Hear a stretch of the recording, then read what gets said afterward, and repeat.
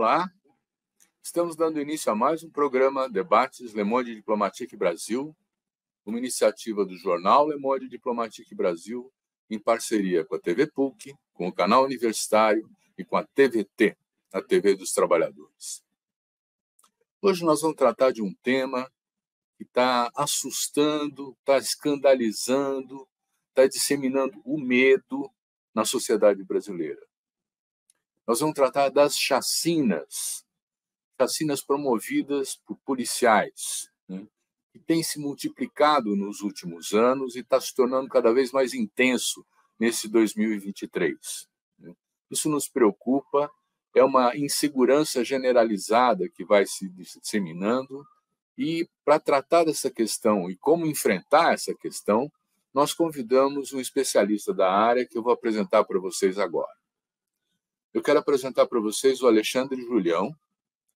O Alexandre Julião é advogado, ele é mestre em Direito pela Universidade Federal do Paraná, é coordenador estadual adjunto do Instituto Brasileiro de Ciências Criminais e tem trabalhado e estudado o tema já há algum tempo, né?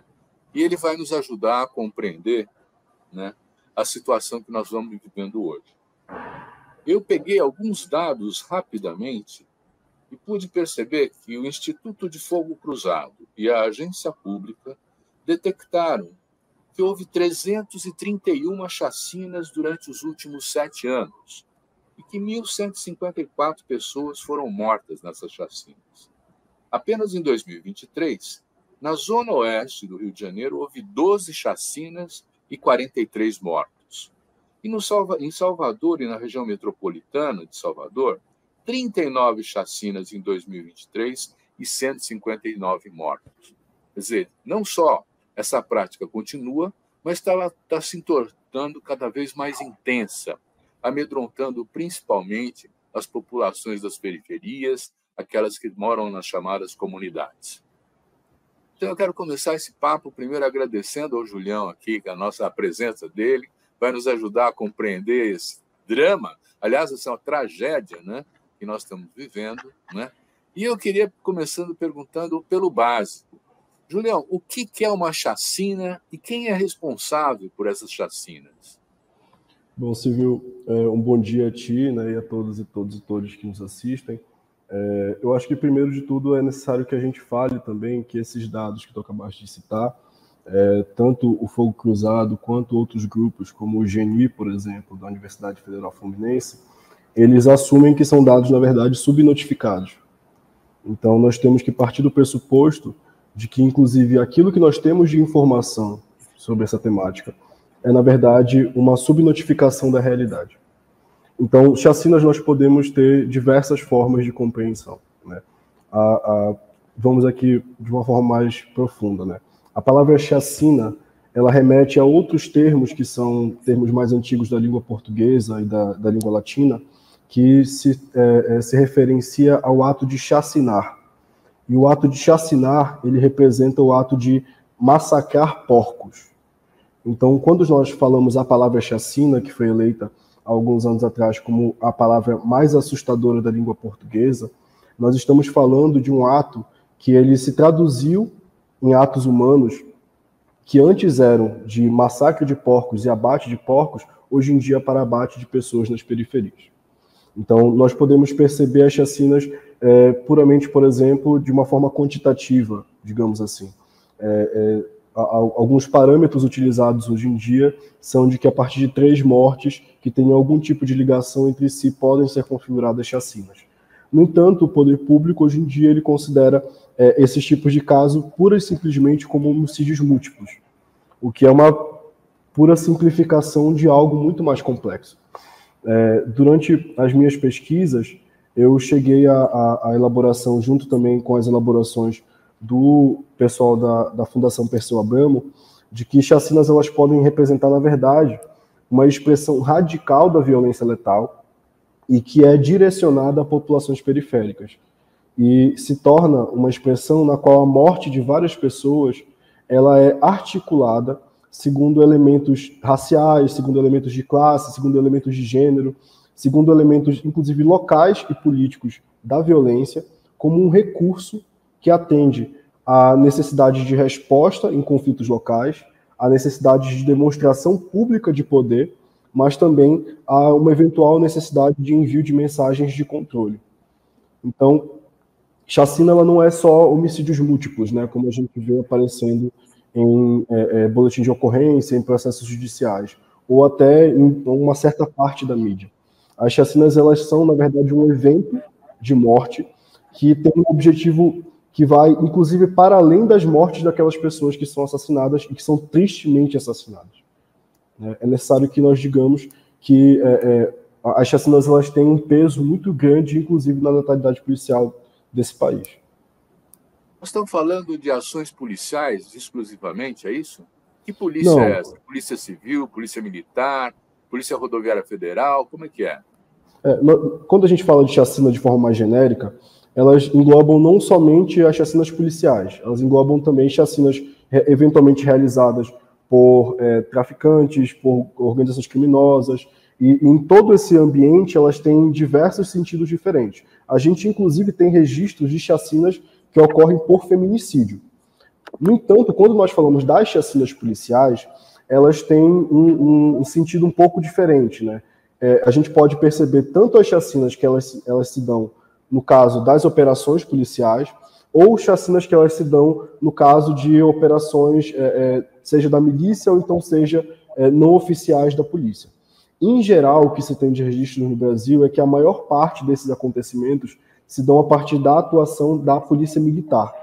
E aí é necessário que nós digamos, né, que a polícia militar ela se encontra no mando dos governadores em cada estado. Então, há uma diferença, uma distinção muito grande entre a atuação das polícias militares entre cada estado.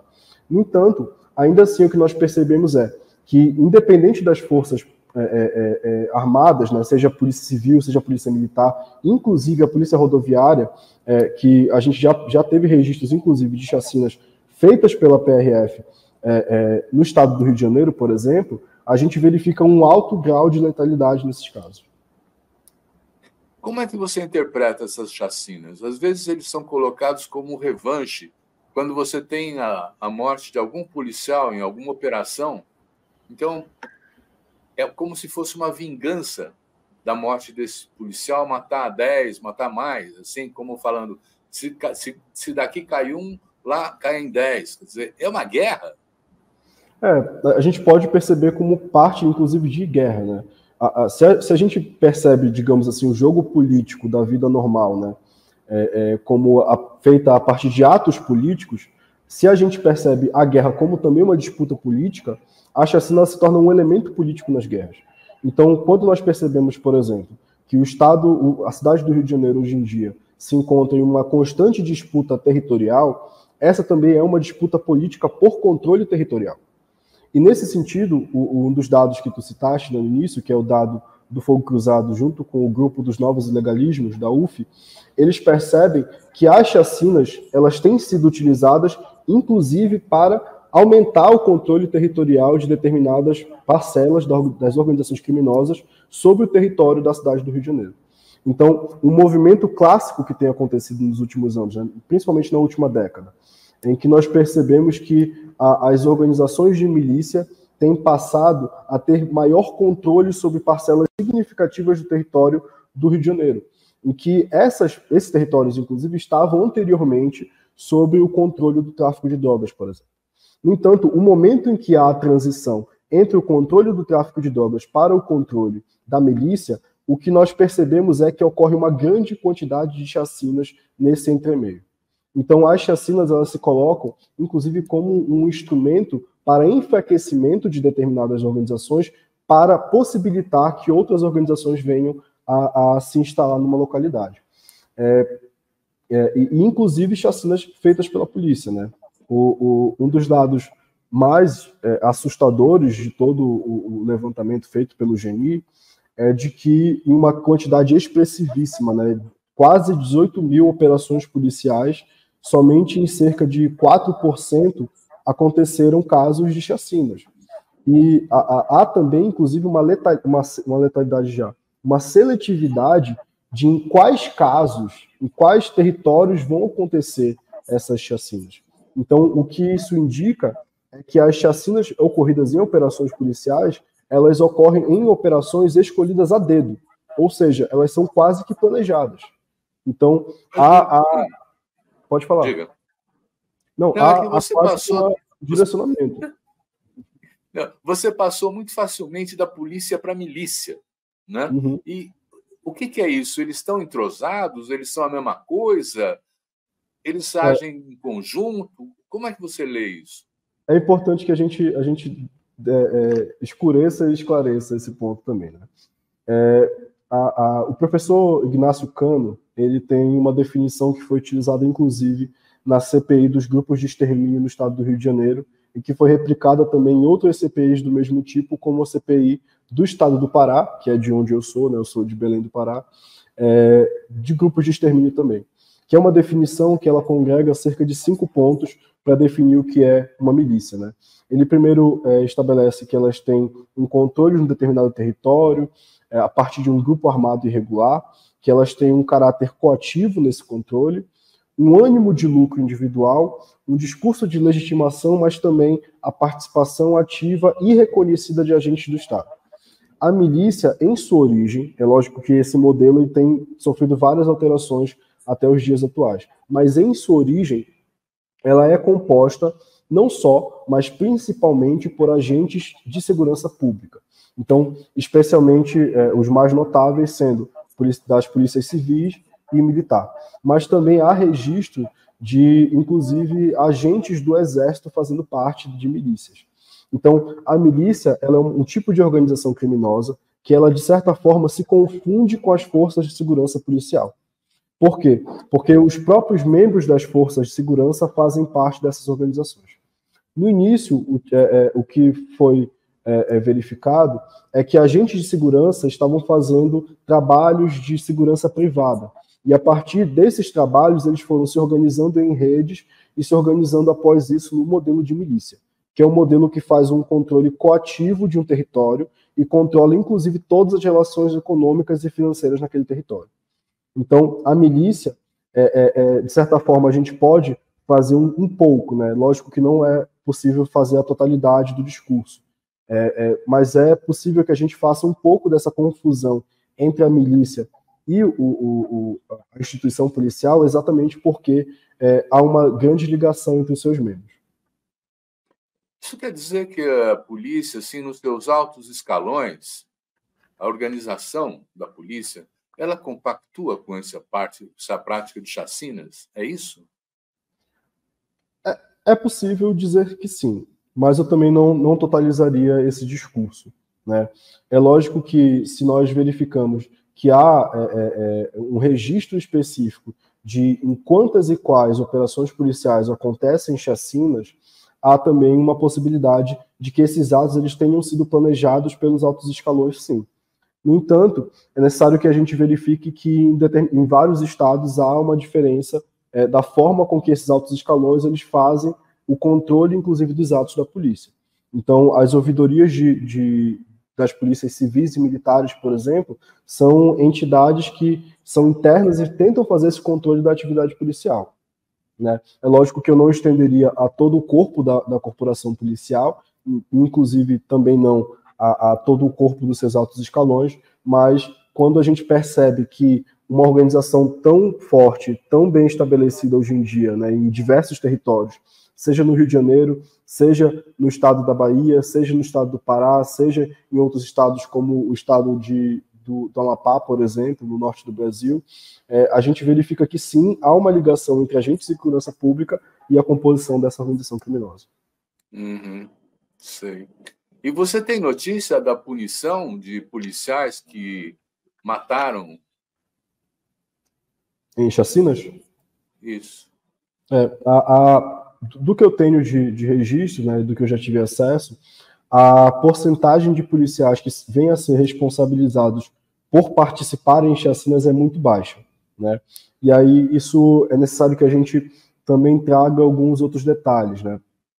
Geralmente chacinas realizadas pela polícia ou pela milícia, elas contam com diversos graus que refletem, na verdade, o preparo desses indivíduos para a atuação armada, né? Então, geralmente essas chacinas acontecem com a utilização de balaclava, né? Uma forma de esconder os rostos, com armas que não são rastreáveis. Geralmente é lógico que há um registro, né, de que elas vêm das próprias corporações militares, né? No entanto, geralmente a própria prática que esses indivíduos fazem, a forma com que eles adotam, né, a prática, ela se dá de um modo que dificulta a identificação.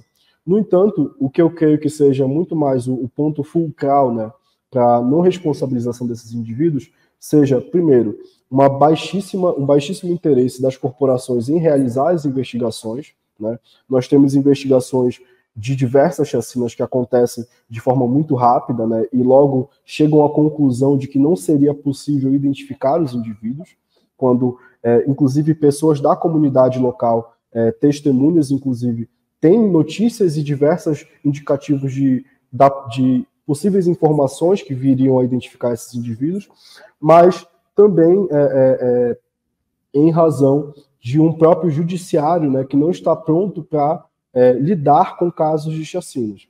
Quando, e é muito raro, né, que casos de chacinas venham a levar policiais militares, civis, etc., a julgamento. Quando esses casos vão a julgamento, o próprio judiciário ele não se encontra preparado para fazer a discussão desses casos na sua própria complexidade. Porque é importante que nós digamos, uma chacina ela pode não ocorrer só, por exemplo, no mesmo local, né? Ela pode ser uma determinada quantidade de mortes que está, por exemplo, espalhada num bairro. Pode ser uma quantidade de mortes que está espalhada em diversos quarteirões, né? Como aconteceu, por exemplo, em 2014 na cidade de Belém, em que cerca de 10 pessoas, 10 homens negros, foram assassinados em um perímetro de cerca de 5 quilômetros, né? Mas por quê? Porque um comboio chegou a passar por todas essas localidades, fazendo mortes em cada uma das pessoas que ia encontrando na rua. O judiciário, depois desse caso, não está pronto para fazer a abordagem desses casos que têm uma complexidade muito maior do que somente a palavra e o termo jurídico dos homicídios múltiplos. Julião, você não está sendo generoso com o judiciário? Porque, veja, se nós temos lá um levantamento de que foram 331 chacinas em 7 anos, e você diz que isso está subestimado, quer dizer, o judiciário já devia ter aprendido a mexer com isso, né? Por que você acha que ele está desaparelhado para isso? Eu creio que não haja um interesse, né? Inclusive, eu estou realmente sendo generoso com o judiciário. Um dos casos, né, que eu cheguei a pesquisar, inclusive, durante minha pesquisa de mestrado, indicava que cerca de 9 pessoas haviam sido indiciadas no processo judicial e levadas a júri, e depois de condenadas em júri, o júri foi revogado, né, de uma forma completamente quimérica. Então, sim, eu estou sendo muito, muito generoso com o judiciário, mas eu estou sendo generoso pura e simplesmente porque no Brasil nós temos, estou sendo generoso por cautela para não cair no erro de chegar em conclusões das quais eu não tenho possibilidade, né? Porque no Brasil, e aí isso é também necessário que nós digamos, a pesquisa acadêmica sobre chacinas no Brasil é baixíssima. Nós temos poucas pessoas que fazem a discussão sobre chacinas. É lógico que os trabalhos acadêmicos que pesquisam esse tema no Brasil, eles são trabalhos muito bons. Eu cito aqui, por exemplo, o trabalho da Camila Vedovelo, que fez um dos melhores trabalhos hoje em dia no Brasil, mas também a pesquisa agora que deve sair da Fundação Perseu Abramo sobre o levantamento de 10 anos de chacina no Brasil. No entanto, nós não temos tanta quantidade de pesquisas acadêmicas que venham a pesquisar a forma com que o judiciário trata esse tema. Então, eu estou sendo generoso para não cair no erro de levar a conclusões das quais a gente não tem base acadêmica ainda. Mas, da minha experiência pessoal, sim, o judiciário, ele muitas vezes sequer tem interesse em fazer um julgamento que realmente seja justo nesse caso. Tá bom. Nós vamos fazer um pequeno intervalo e já voltamos.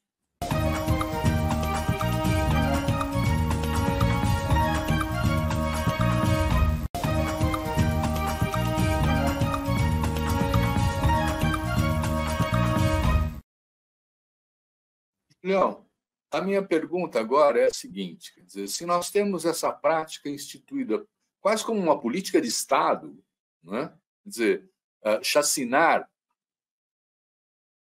uma mistura de polícia, de milícia, quer dizer, num Supremo que está, num judiciário que está se omitindo, quer dizer, como é que você vê a formação dessa polícia para se dispor a entrar e matar nas comunidades da periferia, né? Quer dizer, evidentemente tem o problema do controle do território, que é uma novidade, vai crescendo esse controle das milícias. No Rio de Janeiro parece que já são 56% da área do Rio está controlado pelas milícias, pelo narco, enfim, tem o controle criminoso do território, né? Quer dizer, mas a pergunta é: o que justifica a entrada desses policiais e o assassinato, assim, a frio, de pessoas que estão vivendo nas comunidades, nas favelas, na periferia? É, assim, pouquíssima coisa justifica a quantidade de mortes que nós temos no Brasil hoje em dia, né?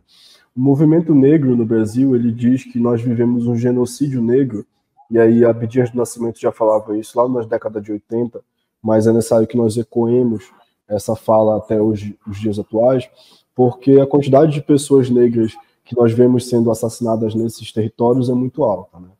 E mesmo que fosse uma pessoa, ainda assim seria necessário que nós viéssemos, em um país mais sério que o Brasil, nós viéssemos a fazer uma discussão social muito séria ao redor dessas problemáticas.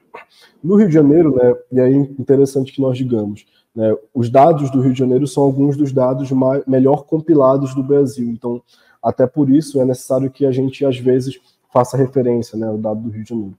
Mas das operações policiais que são realizadas no Rio de Janeiro, somente cerca de 1,5% são consideradas eficientes.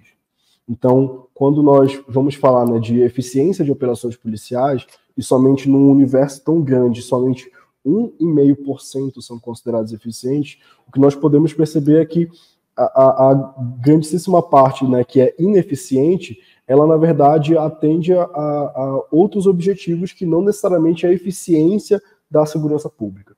Então, o que me parece é que nós estamos muito mais preocupados em fazer o controle dos territórios que são considerados periféricos, né, que são territórios em que a maioria das pessoas são pessoas negras, a maioria das pessoas são da classe trabalhadora, a maioria das pessoas são pessoas que vivem com baixíssima renda, que têm baixo acesso à escolaridade e que, inclusive, ocupam postos de trabalho que são postos não tão bem quistos pela nossa sociedade.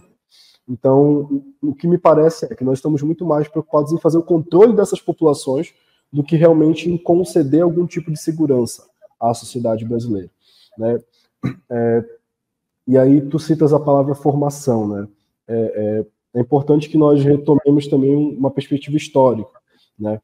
A polícia brasileira, ela remonta à polícia baiana do final do século passado, né? Do final do século XIX, na verdade. Então, que é aquela formação que é muito ligada aos estudos do criminólogo baiano Nina Rodrigues, né? Que é considerado um dos grandes tradutores no Brasil do Cesare Lombroso, né? Que é uma das pessoas que mais sustentou a forma com que nós repreendemos as pessoas ao nível racista, seja no Brasil, seja no mundo, né? Então é muito sintomático que nós tenhamos até hoje um modelo de polícia que remonta um modelo tão ligado a formas de controle raciais das populações, seja no Brasil, seja no mundo. Então, o que é necessário, né, é que nós, primeiro, é lógico que isso a longo prazo, né, repensemos o nosso modelo de segurança pública, o nosso modelo de polícia, mas ao nível mais direto que nós fortaleçamos pelo menos os órgãos que nós temos, que nós já temos de controle à atuação policial, especialmente as ouvidorias, especialmente os conselhos de segurança pública de cada estado. Pois é, mas aí você está levantando uma questão, esse controle das polícias, né, que me leva a pensar, vamos dizer assim, que você tem o crime organizado. Quando nós falamos do crime organizado, nós não estamos falando só dos grupos que estão nessas comunidades, que estão armados, que estão explorando lá a venda do gás, o gatunete, enfim, cobrando segurança da região, né? nós estamos falando também de políticos que estão na Câmara dos Vereadores, que estão na Assembleia Legislativa, que podem estar no Senado, que podem ser deputados federais, não é? E muitas vezes o conivência mesmo do governador. Minas Gerais, São Paulo são exemplos, inclusive da Bahia, que nós temos um conflito lá interessante, porque o governador é do PT, né? Quer dizer, e o genocídio continua. Quer dizer, como é que você vê essa relação vertical, vamos dizer assim, do crime organizado? Essa é uma relação muito sintomática também, né? Esse talvez seja um dos maiores desafios que nós temos hoje em dia, seja na segurança pública, mas também ao nível do desafio social, né? Porque a forma e o nível com que essas organizações se encontram arraigadas nos territórios é um nível em que a gente teria que, inclusive, fazer uma rediscussão de país, né, para que a gente pudesse chegar a algum tipo de resultado. O que eu propus, né, na minha última fala, são ações muito mais a partir de alguns instrumentos que nós já temos, né? E são ações que, por exemplo, alguns órgãos comunitários, né, seja associações de pais de vítimas, por exemplo, já têm, e movimentos sociais já têm, por exemplo, tentado fazer em diversos territórios. Mas quando nós falamos sobre o próprio exercício do poder, é necessário que a gente rediscuta o nosso próprio país, né? Porque não é possível que a gente somente venha a acabar com um modelo que se encontra tão arraigado na nossa prática política somente a partir de ações de polícia, ou somente a partir da responsabilização do judiciário. É necessário que nós realmente venhamos a rediscutir as nossas bases sociais. Só que isso é algo que somente a gente tem como resolver somente a longuíssimo prazo, né? Ao nível mais direto, é necessário que nós pelo menos tenhamos, né, formas de fazer com que o combate, né, a essas ações elas aconteçam pelo menos no dia a dia, formas de responsabilização ou pelo menos formas de notificação, né? Porque a verdade é que nós sequer sabemos quantas pessoas hoje são mortas em chacinas. Então, se nós sequer sabemos qual é a extensão da problemática que nós temos em mãos, a gente sequer tem possibilidade de realmente resolvê-la. Só que, como eu disse, essa é uma problemática que é muito profunda e que somente a partir de uma rediscussão das próprias bases sociais que nós podemos vir a resolver. Estou entendendo que você está levantando a questão da herança da escravidão, das discriminações contra o negro, de uma concepção de que pode matar o pobre porque, enfim, ele não tem direitos mesmo, né? Isso aí é de uma selvageria, quer dizer, nós não estamos falando num regime democrático. Então, a nossa democracia só vale para 10% da população, é assim que você vê? Sim, sim. Isso ele fala de uma forma muito direta, né? Se nós pensarmos o que é democracia, né? A ideia de democracia liberal, que seria aquela ideia de que a partir do momento em que nós temos a instituição de direitos, etc., numa carta política, nós temos um regime democrático, eu acredito muito mais em uma dimensão material da democracia, né?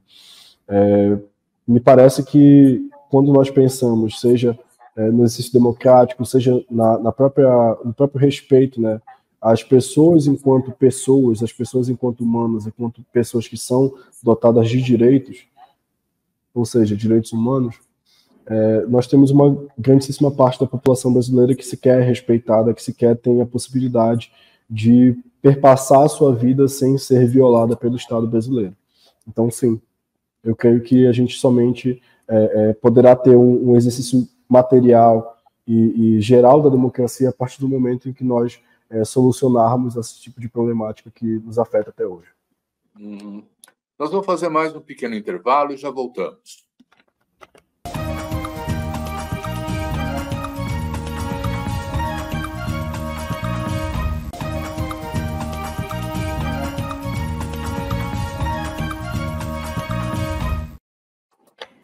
Julião, quando você apresenta o problema das milícias com essa complexidade, com o envolvimento profundo da polícia nisso, né, e um silêncio do judiciário, uma conivência do legislativo, eu acho que nós podemos comparar. Esse fenômeno não é só brasileiro, né?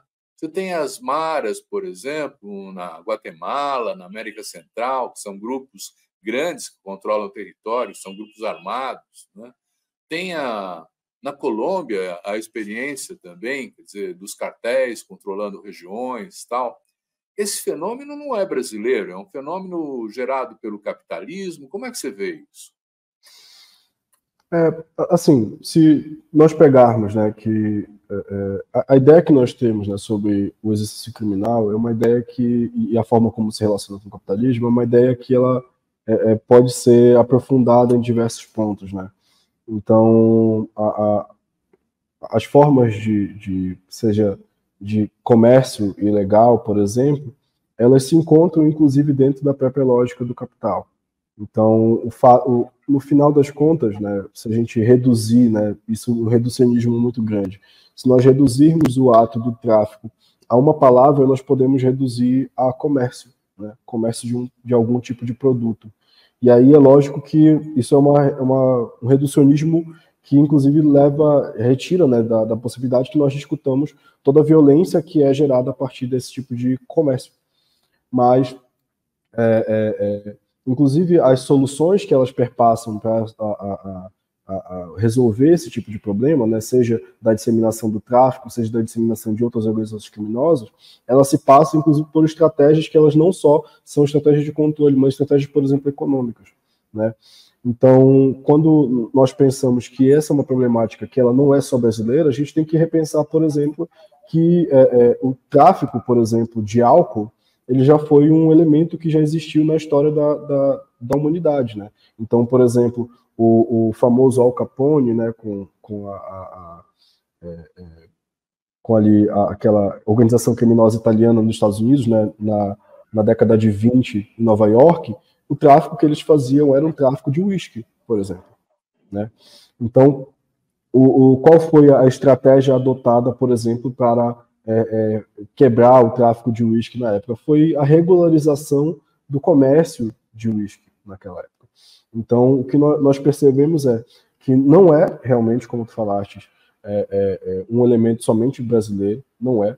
É, na verdade, um fenômeno que é do capital, mas especialmente um fenômeno muito recente, né, muito contemporâneo das formações sociais, mas especialmente um fenômeno que ele não é solucionado somente a partir do controle da Força Armada. Então, e aí, você conhece alguma experiência de uma iniciativa de um governo que tenha tido sucesso no combate às milícias, na retirada do controle territorial desses grupos? Eu lhe confesso que eu não sou um pesquisador dessa área, né? Então, não das milícias em si. O que eu pesquiso é muito mais a ocorrência de chacinas no Brasil. Então, eu não tenho tantos modelos comparados para lhe fazer para lhe trazer algo muito mais aprofundado, né? O que eu sei é de algumas experiências, inclusive na América Latina, né? Especialmente ali na passagem entre os anos 90 e os anos 2000, né, em que diversos países eles fizeram a rediscussão. Aí eu posso citar, por exemplo, o Chile, que fez a rediscussão do próprio modelo de polícia e a partir disso fez, inclusive, observou a diminuição do controle territorial a partir desses grupos. Mas, como eu disse, o que me parece necessário é que a gente rediscuta o próprio modelo, né, porque esse é um tipo de problemática que ela está muito arraigada à própria espinha dorsal do modelo, né? Então, quando nós temos que as formas de controle da atuação de uma gama tão ampla de indivíduos que têm acesso à força armada, eles não estão controlados por entidades democráticas que estão ali diariamente fazendo os atos de ouvidoria, a gente tem as possibilidades de descontrole. Quando nós temos, por exemplo, né, que a forma de controle dos governos do Brasil, né, as suas polícias militares, ele se dá a partir de parâmetros completamente distintos de Estado para Estado, e que, ao mesmo tempo, a força de atuação das ouvidorias públicas e a força dos conselhos de segurança pública, ela está muito reduzida, né, especialmente a partir de 2014 a gente teve a visualização disso. A gente tem também o sintoma de que esse tipo de digamos assim, né, descontrole, porque se nós partimos do pressuposto de que os comandos eles estão de acordo com esse tipo de atuação, a gente não tem um descontrole, a gente tem, na verdade, uma atuação que ela é quase que planejada. Mas é necessário que a sociedade passe a olhar para as suas instituições, que a sociedade passe a fazer o controle das suas instituições. É necessário que a segurança pública ela deixe de ser um elemento de debate, uma área de debate da sociedade, que a gente somente fala sobre bandido bom e bandido morto, ou discursos como atirar na cabecinha, como foi o discurso do Witzel no Rio de Janeiro por um tempo, e que a gente passe, inclusive, a verificar como uma área em que deve ser exercido um controle muito direto. Né? Porque se de uma quantidade tão expressiva de operações policiais, como é no Rio de Janeiro, somente 1,5% é considerado eficiente, poxa, é necessário que a gente, no mínimo, rediscuta qual é a eficiência das nossas polícias. Mas aí, quando a gente vai tirando cada uma das camadas, a gente vai encontrando cada vez mais problemas, porque o problema não é só um problema de eficiência. Né?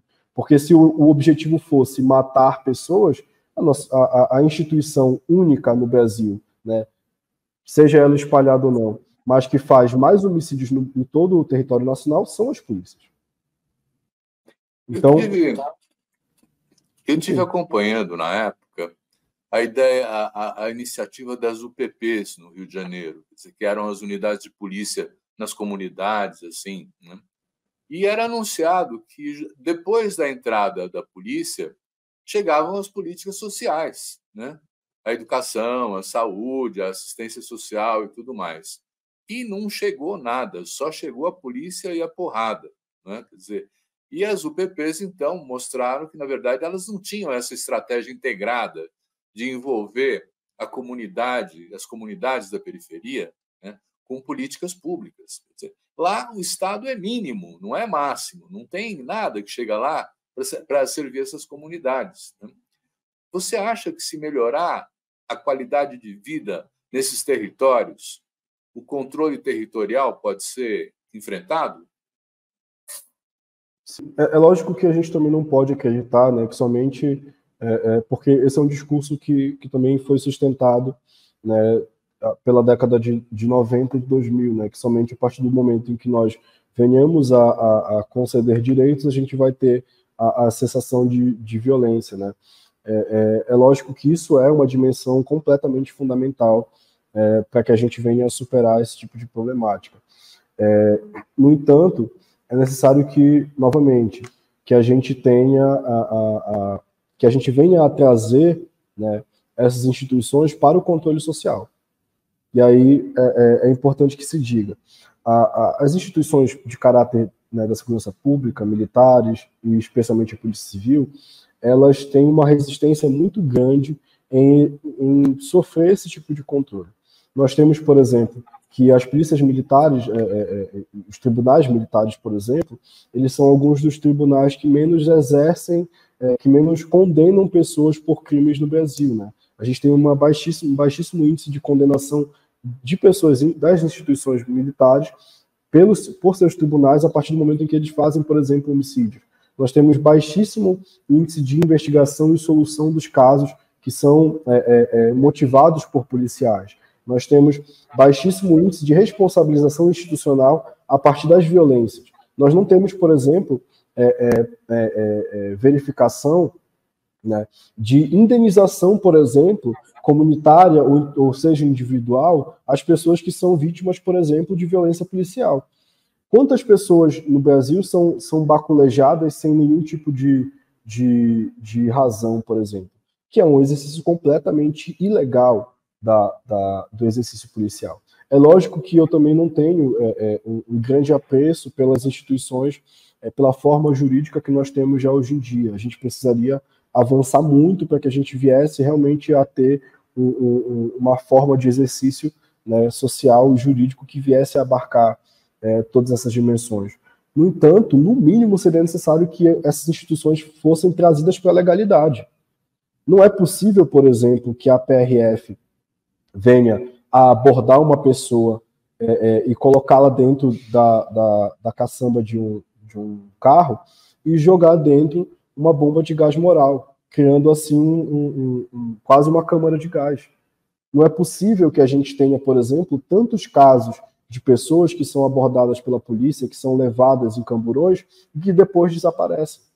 Não é possível que nós tenhamos tantos casos que são contados e recontados de policiais, inclusive fora de exercício, que fazem uso de suas armas de fogo para algum tipo de disputa ou então de briga pessoal. É necessário que, no mínimo, nós tenhamos essas instituições trazidas para a legalidade. Então, tem aí uma questão também que eu fico muito curioso, porque se as instituições estão respaldando essa prática criminosa das chacinas, né, que formação tem esses soldados dentro dos quartéis para identificar esse chamado inimigo interno? Você tem algum conhecimento disso? Eu lhe confesso também que eu tenho baixo conhecimento sobre essa dimensão de um policial em identificar o inimigo interno, né? Mas o que eu posso lhe dizer também a partir, enfim, de informações esparsas e a partir de experiência pessoal é que aqueles indivíduos dentro das corporações que têm alguma vontade de fazer o combate interno a essas dimensões, eles chegam a sofrer muitas represálias internamente. Então, como eu disse, né, eu sou do estado do Pará, e no estado do Pará eu já cheguei a conversar com diversos colegas, né, policiais, que têm muito essa visão, né, relacionada à forma com que, uma visão crítica, né, relacionada à forma com que as ações policiais têm ocorrido no estado do Pará, mas também em diversos outros estados, e que a partir do momento em que eles trazem essa discussão, por exemplo, para outros policiais, ou então em algum tipo de reunião, algum tipo de formação, eles sofrem represálias, inclusive, de seus colegas, né?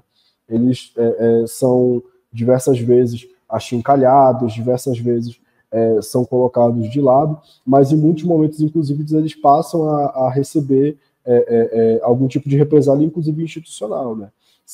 Seja colocados em batalhões muito mais longínquos, né? Em horários muito mais difíceis, mas que são todas estratégias, né, que vêm a tentar desestimular essas pessoas a fazer algum tipo de combate interno.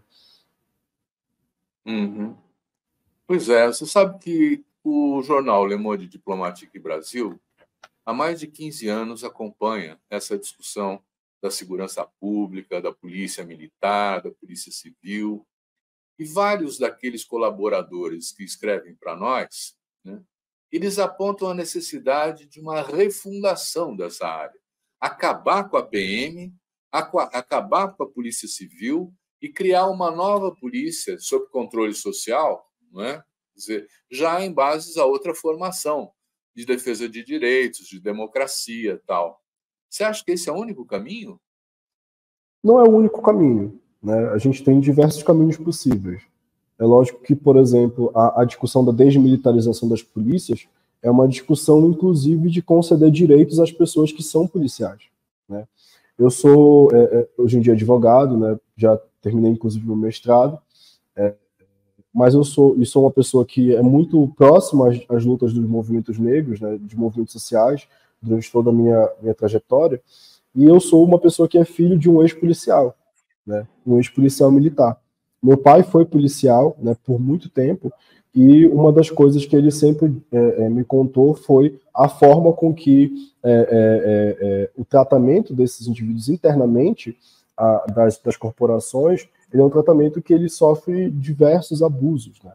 Então, é necessário que nós digamos também, né, uma grandíssima parte dos praças, né, porque a gente tem os oficiais e os praças das polícias. Uma grande parcela dos praças das polícias brasileiras, eles são pessoas negras. Então, eles são colocados em situações, inclusive, de trabalho, que são situações muito ruins. É lógico que a gente sempre tem que discutir, né, a dimensão da forma política com que essas instituições têm sido utilizadas para controle das populações. Mas a gente também tem que falar, por exemplo, que a polícia brasileira é a polícia que mais morre.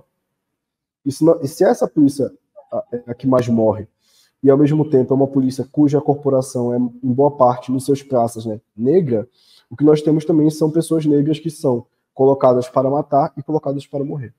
Então, a discussão da desmilitarização das polícias brasileiras é uma discussão, inclusive, de conceder direitos puramente básicos a esses indivíduos que estão em situações de trabalho que são situações completamente, sei lá, degradantes, né? São pessoas que são colocadas em alto nível de estresse, que são colocadas em risco em diversas situações, que inclusive têm suas vidas pessoais impactadas pelo exercício, né, dessa atividade.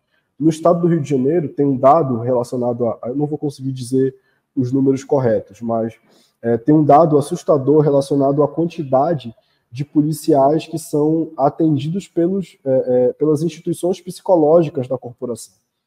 Então, assim, cerca de, a cada, digamos assim, né, 50 mil policiais no estado do Rio de Janeiro, a parcela psicológica da corporação identificou cerca de 7 vezes mais atendimentos do que há de policiais no estado do Rio de Janeiro.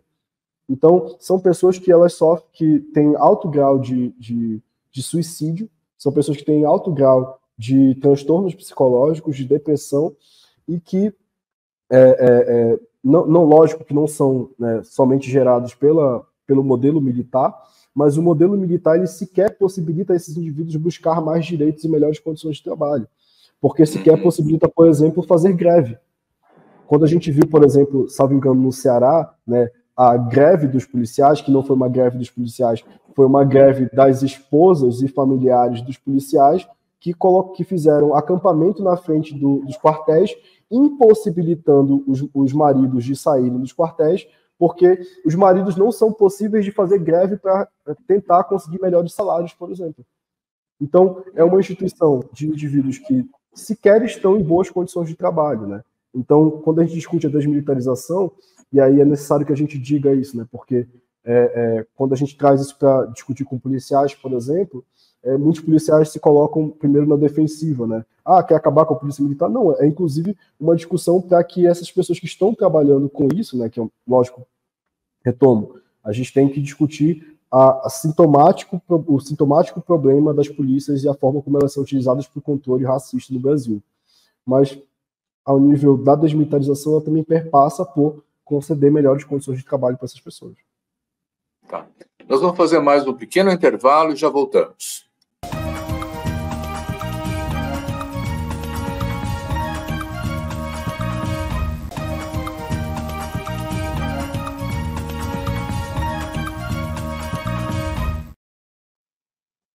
Julião, quando você fala do controle racista da população, eu fico pensando no território nacional, né? No sul do país tem muita chacina, porque lá quase não tem negro. O mapa das chacinas acompanha o mapa da negritude no Brasil? Isso é uma questão interessante, né? Até só fazendo um pequeno conserto na sua fala. Não é que quase não tem negro, né? Na verdade, a gente tem até uma população expressiva de pessoas negras. O estado de Porto Alegre, por exemplo, salvo engano, o estado do Rio Grande do Sul, salvo engano, a cidade de Porto Alegre tem cerca de 30% de pessoas negras. E ainda assim, né, a gente percebe que o estado do Rio Grande do Sul, o levantamento da Fundação Perseu Abramo, ele tem indicado que o estado do Rio Grande do Sul é um dos estados que mais verifica chacinas no Brasil. O mapa das chacinas, ele acompanha, de certa forma, o mapa da negritude, né? Mas a gente também não pode vincular que a violência ela é somente uma violência que acompanha a quantidade de pessoas negras que está em determinado local, né? A violência ela tem diversos aparatos. Mas o controle racista que eu falo, né, é porque a gente verifica que, geralmente, as diversas formas de controle, né, seja as chacinas, seja a letalidade policial mais esparçada, mas, especialmente, a forma com que as polícias elas fazem com que determinadas populações se sintam amedrontadas, se sintam controladas, ele acompanha também a própria composição étnico-racial de determinados territórios. E a gente pode falar, inclusive, de territórios que não são necessariamente negros, são, por exemplo, territórios indígenas. A gente tem, por exemplo, né, diversos casos de chacinas policiais contra indígenas, por exemplo, no interior do Pará. O massacre de Pau d'Arco e o massacre de Eldorado dos Carajás são, por exemplo, realizados contra assentamentos de pessoas que são assentadas para a reforma agrária. A gente tem, por exemplo, os casos que aconteceram ali por Altamira, em que a gente tem a utilização das polícias militares do interior do estado para fazer, por exemplo, a morte de indígenas da etnia Kayapó, né? Então, quando a gente verifica isso, a gente verifica que, inclusive, a violência, né, e, inclusive, a estratégia das chacinas, ela é utilizada de acordo com as necessidades locais. Então, por exemplo, no caso do massacre de Eldorado, né, e o massacre de Pau d'Arco, ambos são massacres relacionados a uma disputa agrária.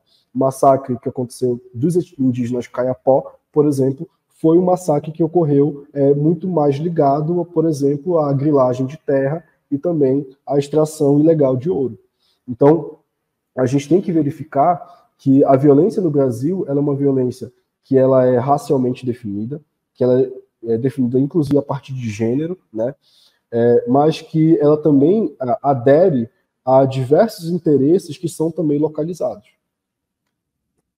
De fato, você tem o controle quase das oligarquias, das famílias que controlam os territórios no Brasil, desde as capitanias hereditárias e tal.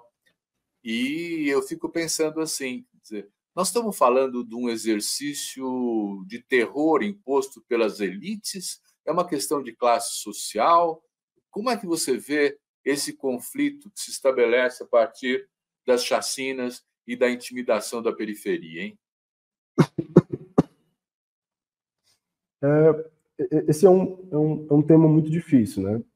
Quando a gente pega um panorama tão ampliado, né, como um país tão grande como o Brasil, a gente tem sempre que colocar um asterisco de dúvida sobre cada uma das nossas conclusões, né?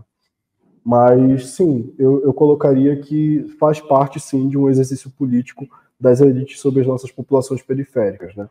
Seja quando a gente verifica, né, a forma desumana de tratamento que as populações negras, indígenas, ciganas no Brasil são colocadas, seja a partir da forma com que, inclusive, grandes populações de pessoas brancas pobres no Brasil são também impactadas por esse controle, né, no Brasil, mas que quando a gente tenta verificar, né, qual é o objetivo desse controle, a gente pouquíssimas vezes consegue chegar à conclusão de que o objetivo central seja algo de interesse geral da população, né?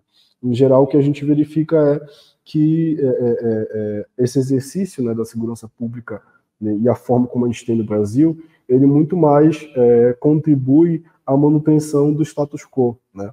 Então, a forma de controle dos próprios ânimos sociais, para que as pessoas elas não tenham, por exemplo, formas de organização político-social em movimentos, por exemplo, para vir a buscar, né, e a reivindicar algum tipo de mudança social, mas também para que a gente crie, né, um discurso penal no Brasil que ele cria uma ideia do criminoso, né, como o grande inimigo nacional.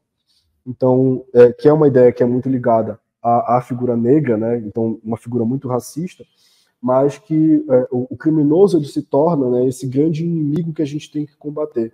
Essa pessoa que está lá fora, que a qualquer momento pode pegar o meu celular, a qualquer momento pode entrar na minha casa, roubar as minhas coisas, e que por isso é justificável que a gente tenha uma polícia que tenha tão alta letalidade no Brasil, né? Então, a gente passa a justificar tantos absurdos feitos por instituições que deveriam ser responsabilizadas a partir de um discurso que ele sustenta uma guerra contra um inimigo interno, né, que seria essa ideia do criminoso.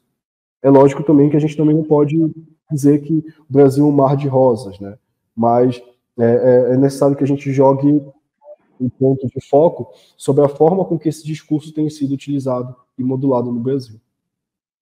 Julião, esse papo está super esclarecedor, está super importante, mas ele passa rápido. Nós estamos chegando no final do nosso programa. Nós temos mais 2 minutos.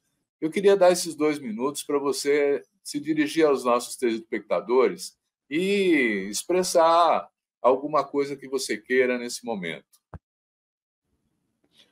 Eu gostaria muito mais de...